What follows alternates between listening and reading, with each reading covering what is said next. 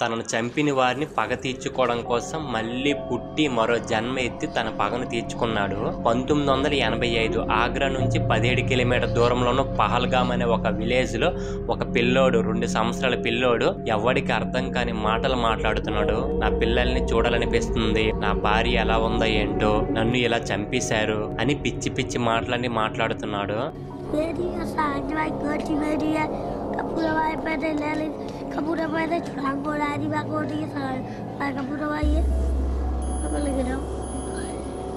వాళ్ళ పేరెంట్స్ చిన్న పిల్లోడే కదా, ఇలా లైట్ నార్మల్ గా మాట్లాడుతుంటాడేమో అని అనేసి ఆ విషయాన్ని లైట్ తీసుకున్నారు. కానీ ఈ పిల్లోడు పెద్ద అయ్యే కొద్దీ ఒక 5 years వచ్చిన తర్వాత ఈ విషయాలను ఇంకా ఎక్కువగా మాట్లాడడం స్టార్ట్ చేశాడు. ఇంకా మీరు నా అమ్మ నాన్న కాదు, నాకు వేరే అమ్మ నాన్న ఉన్నారు, ఆగ్రాలో ఉన్నారు. సో నాకు ఆగ్రాలో ఒక షాప్ కూడా ఉంది, ఎలక్ట్రికల్ షాప్. సో నాకు ఈ పేదింట్లో నేను ఉండాలనుకోవట్లేదు, నాకు మీరు నచ్చలేదు, నా ఇంటికి నేను వెళ్ళిపోతే ఇన్ని రోజులు ఇంకా ఈ పేదింట్లో నేను ఉండలేకపోతున్నా, నేను ఒక కారులో తిరిగేవాడిని, ఇలా ప్రతిరోజు కూడా ఇలా టార్చర్ చేసేవాడు వాళ్ళ అమ్మ నాన్నకి. సో పిల్లోడు పెద్ద అయ్యే కొద్దీ వాళ్ళకి కొంచెం డౌట్ వస్తుంది అనమాట వాళ్ళ పేరెంట్స్ కని. అంటే ఏంటి పిల్లోడు ఇలా మాట్లాడుతున్నాడు, ఏమైంది అసలు, ఇలా మాట్లాడడానికి చెప్పిందంతా నిజమా కాదా అనేసి ఇలా ఆలోచించడం స్టార్ట్ చేస్తుంది వాళ్ళ అమ్మ అయితే. సో వాళ్ళ అమ్మకి 4 members అనమాట. అంటే పిల్లోడు 4వ వాడు అనమాట. వీడికి అందరికన్నా పెద్ద కొడుకు ఉంటాడు కదా, ఆ పెద్ద కొడుక్కి చెప్తుంది అనమాట. సో తమ్ముడు ఇలా ప్రతిరోజు ఇలా మాట్లాడుతున్నాడు, చిన్నప్పుడు ఇలా మాట్లాడేవాడు, సో పెద్ద అయ్యే కొద్ది కూడా మాట్లాడేవి ఇలా ఎక్కువగా మాట్లాడుతున్నాడు.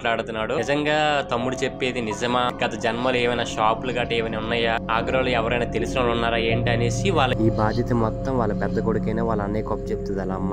ఈ స్టోరీ అనేది రియల్ గా జరిగిన స్టోరీ, కథ ఏం కాదు. సో స్టోరీ అయితే మాత్రం నెక్స్ట్ లెవెల్ లో ఉండబోతుంది అనమాట. సో ఖచ్చితంగా నాకు తెలిసినంత వరకు అయితే స్టోరీ మీకు నచ్చుతుంది, ఫుల్ గా చూడండి. సో అలాగే మన ఛానల్ కి ఎవరైనా కొత్తగా వచ్చినట్లయితే వీడియోని లైక్ చేసి ఛానల్ ఇప్పుడే సబ్స్క్రైబ్ చేసుకోండి. సబ్స్క్రైబ్ చేసుకున్నారా? స్టోరీలోకి అయితే వెళ్ళిపోదాం. వాళ్ళ పెద్ద కొడుక్కి ఈ బాధ్యత మొత్తం అప్పచెప్పింది కదా వాళ్ళ అమ్మ. ఈ చిన్న పిల్లోడి పేరు టిట్టు అనమాట. టిట్టు దగ్గరికి వెళ్ళి, టిట్టు నీకు అసలు ఇంతకు ముందు ఏవో షాపులు ఏమైనా ఉన్నాయి అన్నావు కదా, సో మీ ఇల్లు ఎక్కడ ఉందని చెప్పావు కదా, నార్మల్ గా అడుగుతాడు. అప్పుడు టిట్టు ఇలా చెప్తాడు, ఆగ్రాలో నాకు ఒక షాప్ ఉంది, సర్దార్ బజార్ లో ఎలక్ట్రికల్ సురేష్ షాప్ అని ఉంటుంది, సో ఆ షాప్ నాదే, సో ఇలా మీరు వెళ్ళి అడగండి, సో నేను అక్కడికి వెళ్ళిపోవాలనుకుంటున్నాను ప్లీజ్ అనేసి రిక్వెస్ట్ చేస్తాడు వాళ్ళ అన్నయ్యకి. వాళ్ళ బ్రదర్ అక్కడ నుంచి వాళ్ళ ఫ్రెండ్స్ తోని ఆగ్రాలోకి వెళ్తాడు. సో ఆగ్రాలో సిటీ మొత్తం వెతుకుతాడు, సర్దార్ బజార్ కు వచ్చి సర్దార్ బజార్ లో కూడా వెతుకుతాడు. ఆ షాప్ అనేది కనిపించదు అనమాట. సో అలిసిపోయి ఒక షాప్ కిందన కూర్చుంటారు అనమాట. కూర్చొని ఒక చాయ్ తాగుతూ ఉంటారు. సో ఎదురుగా ఒక బోర్డు కనిపిస్తుంది, సురేష్ ఎలక్ట్రికల్ షాప్ అని.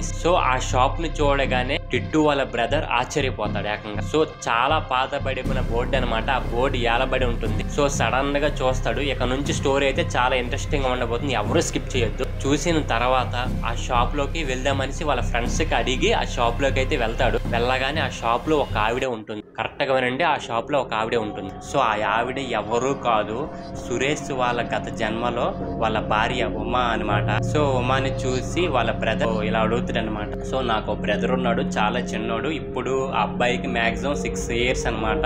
పుట్టినప్పటి నుంచి నా పిల్లల్ని చూడాలనిపిస్తుంది, నా భార్యని చూడాలనిపిస్తుంది, నాకు ఆగ్రాలో షాప్ ఉంది, ఇవన్నీ విషయాలనేసి ఇలా చెప్తున్నాడు కదా. ఈ విషయాలనేసి మొత్తం వాళ్ళ భార్యకి వివరిస్తాడు అనమాట, మొత్తం క్లారిటీగా చెప్తాడు. సో వాళ్ళ ఆవిడ ఈ విషయాన్ని అసలు నమ్మదు. అప్పుడు టిట్టు వాళ్ళ బ్రదర్ సరేనండి మీరు మా ఇంటికి రండి మీ ఫ్యామిలీతో.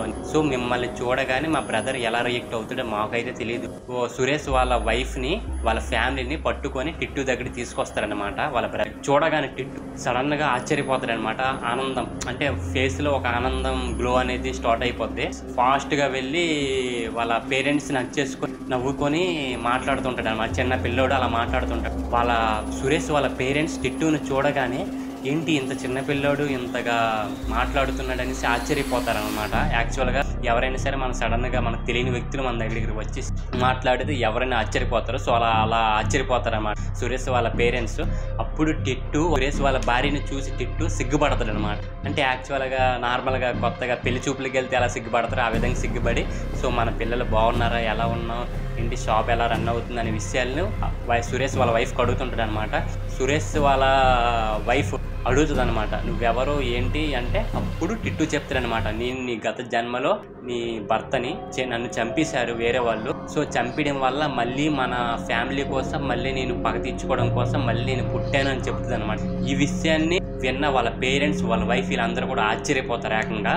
చాలా ఇయర్స్ అవుతుంది మన పిల్లలు చూసి అనేసి నార్మల్గా టిట్టు అనేది ఏడుస్తుంటాడు అనమాట. అంత చిన్న పిల్లోడు అంతలా ఏడుస్తుంటే వాళ్ళ పేరెంట్స్, వాళ్ళ సురేష్ వాళ్ళ వైఫ్ నిజమే అనుకుంటారు, కానీ మ్యాక్సిమం 80% నమ్మరనమాట. సో అప్పుడు వాళ్ళ పిల్లలు, సురేష్ వాళ్ళ పిల్లలు స్కూల్కి వెళ్ళి ఉంటారనమాట. స్కూల్కి వెళ్ళి ఉంటే సురేష్ వాళ్ళ పిల్లలు ఇప్పటి వరకు టిట్టు అనేది చూసిందే లేదు.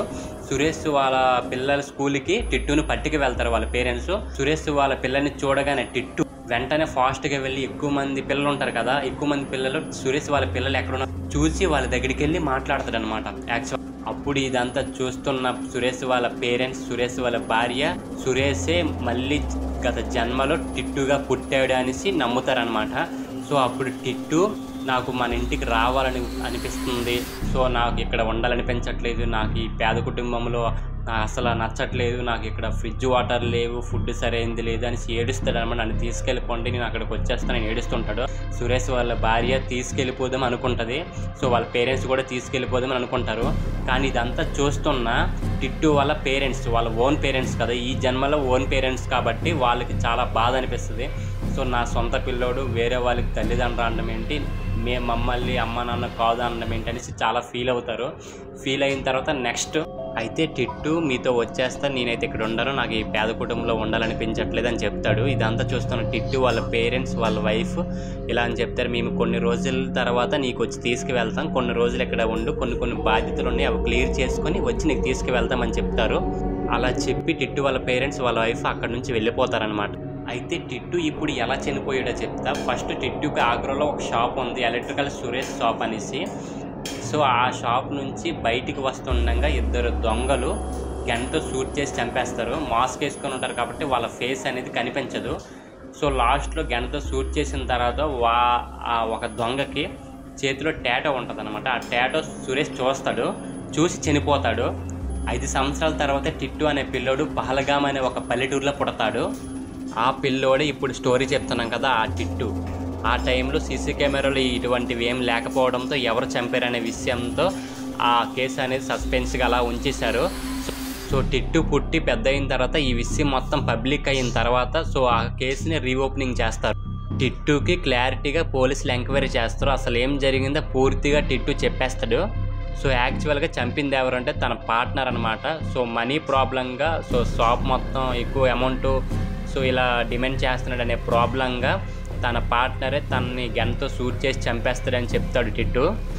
సో దాంతో తన పార్ట్నర్కి ఎవరైతే చంపడానికి హెల్ప్ చేశారో తన స్నేహితుని కూడా పోలీసులు అరెస్ట్ చేస్తారు. తన కేసుని తానే ఇలా క్లోజ్ చేయించుకుంటాడు.